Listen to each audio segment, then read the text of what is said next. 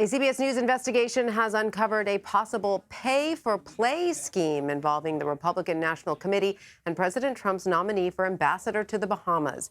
It raises questions about whether diplomatic posts like ambassadorships are for sale. Jim Axelrod has the story. When Hurricane Dorian ravaged the Bahamas in September, Doug Manchester wanted to help. I've had a home there, and I love the water and the boating and the people. So the San Diego real estate developer, who prefers the nickname Papa Doug, loaded up his private jet with supplies and headed for the hard-hit Caribbean country where he hoped to soon be serving as U.S. ambassador. You know who Papa Doug is. He's your big guy in town, folks. He's great. Following the president's 2016 win, Manchester donated $1 million to Mr. Trump's inauguration fund. He was offered the Bahamas post the day after Mr. Trump was sworn in. Matter of fact, he says, Papa Doug, he says, you know what? I should probably be the ambassador to Bahamas, and you should be president. For 2.5 years, Manchester's nomination stalled, but his relief trip caught Mr. Trump's attention. The president tweeted, "I would also like to thank Papa Doug Manchester, hopefully the next ambassador to the Bahamas." You must have loved reading that tweet. I did. It wasn't only the Bahamians who sought his generosity. 3 days after the tweet, Republican National Committee Chairwoman Ronna McDaniel hit up Manchester for a donation. Did you feel like they were putting the arm on you? No, I didn't. That's part of politics. It's unbelievable. You give and you give and you give and you give some more and more and more. And it was no small sum. In an email obtained exclusively by CBS News, McDaniel asked Manchester, would you consider putting together $500,000 worth of contributions from your family to ensure we hit our ambitious fundraising goal? Does any part of you feel, if you had just cut the check for $500,000, that you would be the ambassador to the Bahamas? No, because first of all, you have to get out of committee, you have to be voted on the floor. It's a big process. A process that he quickly addressed. He wrote back to McDaniel's request for $500,000. As you know, I'm not supposed to do any, but my wife is sending a contribution for $100,000. Assuming I get voted out of the Foreign Relations Committee on Wednesday to the floor, we need you to have the majority leader bring it to a majority vote. Once confirmed, I, our family, will respond. You know what this looks like. Well, it looks like it to you, but my wife gave out a separate funds, and she, in fact, loves Donald Trump. The suggestion that a nominee needs to donate in order to be confirmed, is that something you've encountered over the course of your career before?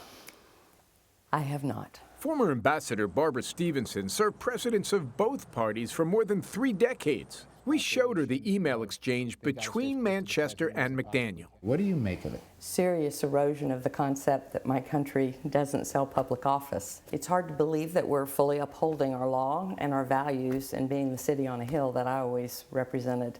What is different about what I just described from your experience with seeing other cases over the course of your career? The questions that I would face as an American diplomat about raw, blatant sale of public office would be so difficult to counter that I would not really be able to do an effective job of it. It is a bipartisan tradition for presidents to give about 1/3 of ambassadorships to political supporters. But our investigation found they make up nearly half of Mr. Trump's picks. Do solemnly swear. Sitting ambassador to the UK, Woody Johnson, and ambassador to France, Jamie McCourt, have already given hundreds of thousands to the president's 2020 re-election fund. Hola, amigos. Robin Bernstein, who serves in the Dominican Republic, and Lana Marks in South Africa. I started a collection with 5 handbags. Both have been members of Mr. Trump's Mar-a-Lago Club, where it costs $200,000 just to join.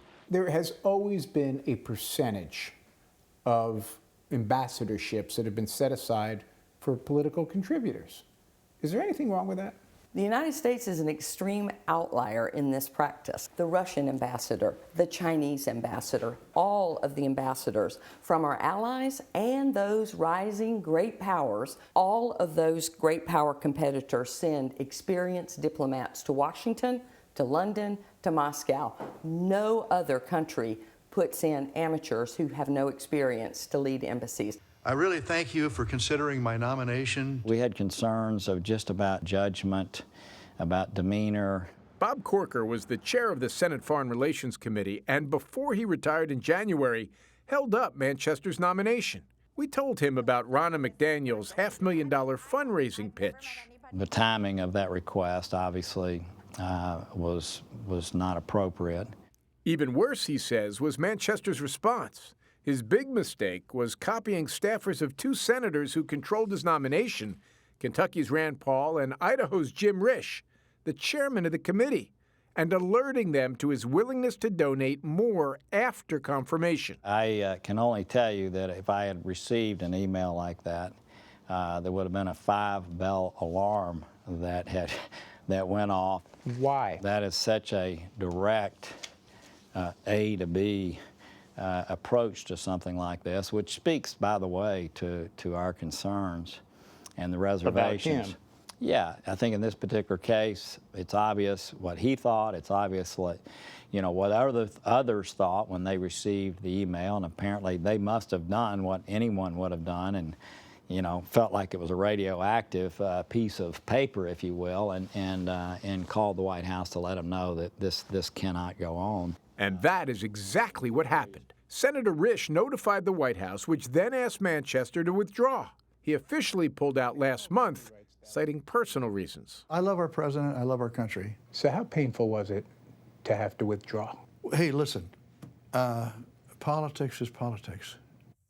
In a statement, a spokesman for the Republican National Committee told CBS News, quote, "The chairwoman did not suggest to Mr. Manchester in any way that it would more quickly advance his confirmation if members of his family made a political contribution."